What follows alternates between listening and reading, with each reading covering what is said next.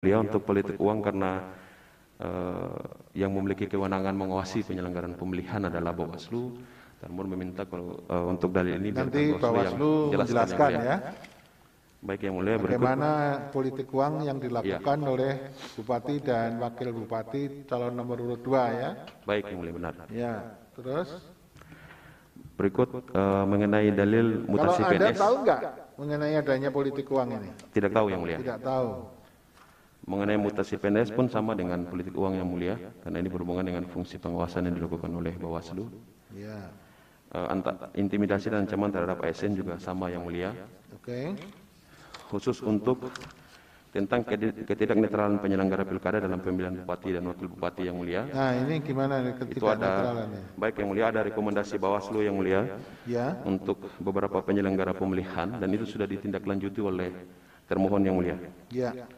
Bukti T85 sampai bukti T87 yang mulia. Oke, jadi itu ada beberapa nama ya? Iya, benar yang mulia. Ya. Jadi ada laporan ke Bawaslu, terus kemudian Bawaslu sudah menindaklanjuti, ada rekomendasi. Ada rekomendasi yang mulia. Rekomendasinya apa itu? Yang Anda tahu? Pelanggaran kode etik penyelenggara pemilihan yang mulia. Oke. Itu untuk PPS yang mulia. Memang tidak netral ya, di tingkat KPPS berarti itu.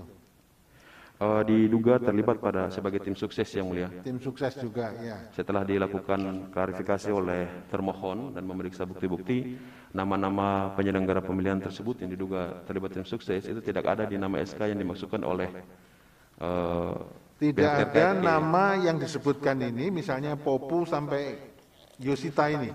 Benar yang mulia. Itu tidak sebagai anggota KPPS. Atau anggota KPPS dia itu? Mereka anggota KPPS yang mulia. Terus? Tapi nama-nama mereka tidak ada di dalam daftar tim. Tim suksesnya enggak ada? Tidak ada. Oke. Padahal nama-nama ini dituduh selain sebagai anggota KPPS juga sebagai tim sukses. Benar yang pasangan mulia. calon urut nomor 2. Benar yang mulia. Setelah dicek di tim sukses tidak ada nama ini. Iya yang mulia. Dicek ke nama daftar tim sukses yang dimasukkan saat pendaftaran yang mulia itu tidak ada nama yang Tidak bersangkutan. ada. Itu buktinya T85 sampai T87 yang mulia. 87. Ya, terus Mengenai dalil terakhir adalah mobilisasi ASN, itu biar Bawaslu yang menanggapi yang mulia karena berhubungan dengan fungsi Bawaslu menegakkan hukum pemilihan. ya, ini Terima nanti kasih yang mulia. Bawaslu. Terus petitumnya? Petitum yang mulia, berdasarkan uraian sebagaimana tersebut di atas, termohon memohon kepada mahkamah untuk menjatuhkan putusan sebagai berikut. Dalam eksepsi, mengabulkan eksepsi termohon, menyatakan permohonan pemohon tidak dapat diterima. Dalam pokok perkara, menolak permohonan pemohon untuk seterusnya, menyatakan benar dan tetap berlaku keputusan Komisi Pemilihan Kabupaten Pulau Talebo nomor 106 dan seterusnya, menetapkan perolehan suara tahap akhir hasil pemilihan calon bupati dan wakil bupati Kabupaten Pulau Talebo tahun 2020 yang benar adalah sebagai berikut. Pasangan calon nomor urut 1 15.750 suara, pasangan calon nomor urut 2 17.491 suara, dengan total jumlah suara sah 33.241 suara. Apabila Mahkamah Konstitusi berpendapat lain, mohon putusan yang dalilnya ex aequo ad bono. Terima kasih yang mulia. Baik, terima kasih. Yang mulia, silakan bro. Terima kasih Pak Ketua. Ini tadi kita minta bukti ya. Dan ini salah satu yang disampling kita ambil itu yang TPS 3 Desa Pencado. Dan didalilkan di situ surat suara kemudian DPT tambah 2,5% itu didalilkan 45. Ternyata katanya yang memilih itu 72. Jadi ada kelebihan menjadi 160% orang yang ikut memilih. Setelah kita cek di bukti yang ada, yang saksi kedua pasangan calon tanda tangan, ini buktinya. Itu iya satu plano, ini kita ambil acak. Jadi kalau tadi dia menyebut acak di situ, kami juga ngambil acak di sini. Ternyata itu ditandatangani bahwa jumlah surat suara itu adalah 77. Jadi bukan seperti yang ada di sini. Ini karena saksi dua pasangan calon tanda tangan. Dari 77 itu ini apanya? Pemilih perempuannya, laki-lakinya 43, yang perempuannya 32. Jadi ada 75. Berapa komposisi suaranya juga ada di sini. Pasangan calon nomor 1 dapat 34, pasangan calon nomor 2 dapat 38. Ada 72. Jadi itu pun ditandatangani, dan ini terakhir formulir C hasil KWK persis. Jadi bukan 45. Jadi dalil pemohon gimana itu? Nah, jadi ini buktinya. Sementara pemohon mendalilkan itu bahwa surat suara itu 45 yang memilih 72. Memilihnya sama, tapi surat suara yang berbeda. Nah, setelah kita cek di sini, ini komposisi surat suaranya. Anda mengatakan itu tuh bukti P berapa itu? Pemohon. Di P20 yang mulia. Bukti berapa? P20. P20. P20, 21. P20, 21 kita cek. Bisa diteruskan dulu, Bro. Nanti kita silakan. Ya, nanti itu dicek antara bukti pemohon dan bukti itu punya termohon ya, Mulia? Ini termohon yang mulia. Ya, nanti. Sekarang pihak terkait punya pihak terkait juga sama ya. Tadi dalil-dalilnya termohon sudah dijawab oleh pemohon. Ada beberapa yang menjadi concern yang harus Anda dalami pihak terkait. Bapak Ketua. Ya, sudah. Setelah kita cek bukti dari pemohon 20 itu ternyata sama dengan apa? Angkanya.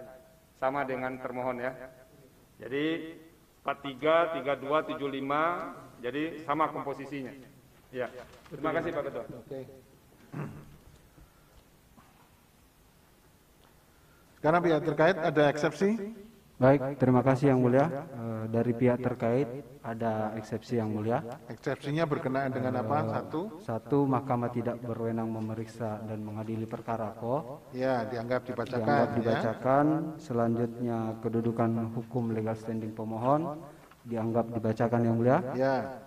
Kemudian tenggang waktu dianggap dibacakan. Ya. Kemudian permohonan pemohon tidak jelas dianggap dibacakan Yang Mulia. Ya. Masuk pada pokok perkara. Jadi intinya saya ulangi, pada waktu legal standing tidak memenuhi pasal 158 ya. Ya Yang Mulia. Oke, terus sekarang kita sampai kepada dalil-dalil permohonan pemohon. Dalam pokok permohonan gimana? Dalam pokok permohonan poin 6 Yang Mulia terlebih dahulu Ya. menanggapi perbaikan permohonan pemohon tanggal 21 Desember, Ya. mengingat tanggal permohonan pemohon tanggal 17 itu hanya sebanyak 7 halaman, pada perbaikan bertambah 37, dan totalnya menjadi 44. Setelah pihak terkait membaca dan mencermati antara permohonan pemohon tanggal 17 Desember 2020 dan perbaikan permohonan tanggal 21 Desember 2020, ternyata di dalam dalil-dalil perbaikan permohonan pemohon telah merubah dan menambahkan dalil-dalil baru yang sebelumnya tidak pernah diuraikan pada permohonan pemohon tanggal 17 Kalau aturannya Desember. gimana? Gimana Yang Mulia? Aturannya boleh enggak? Untuk menambahkan secara substansi Yang Mulia. Ya, gini loh. Permohonan awal kapan? Permohonan awal tanggal 17 Desember. 17 itu hari apa? Hari Kamis kalau saya tidak keliru Yang Mulia. Hari Kamis.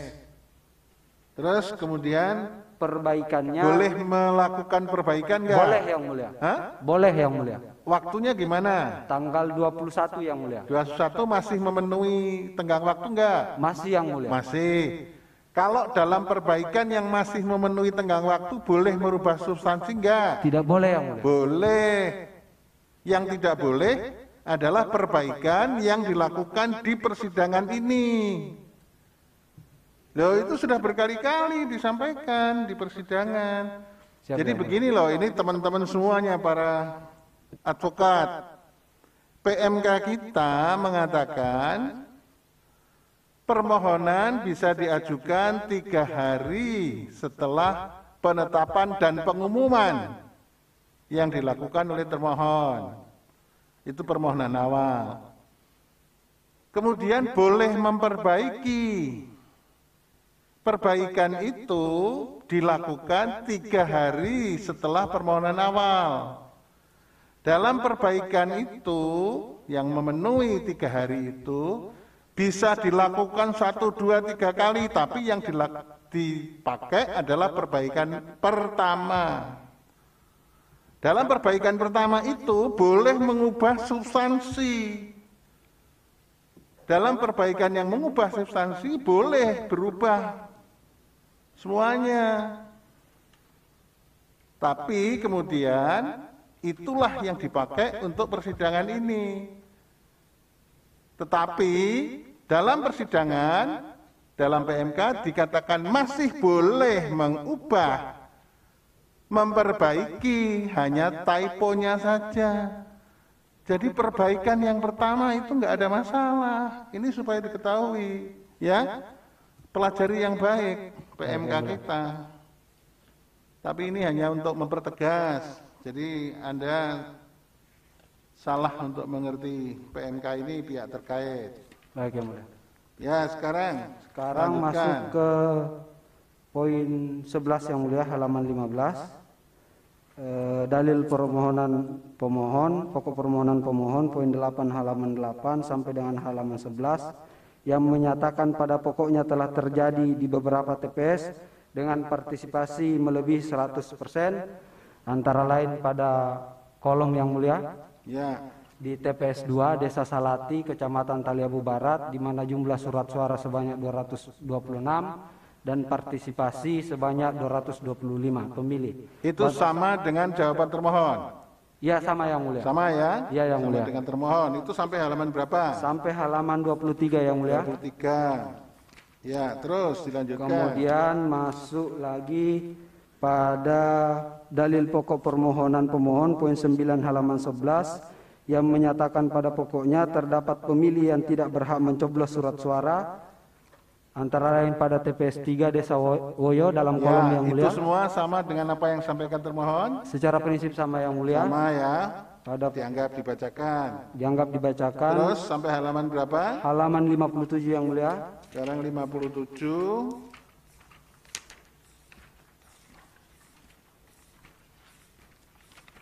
Baik, 57.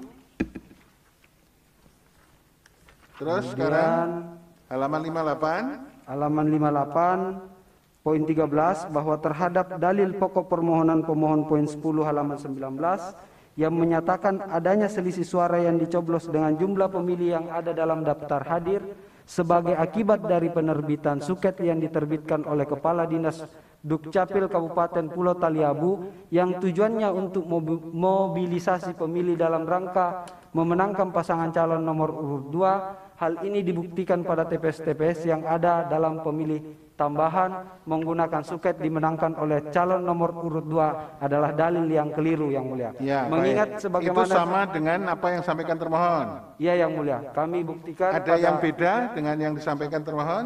pada kolom sebelumnya Yang Mulia.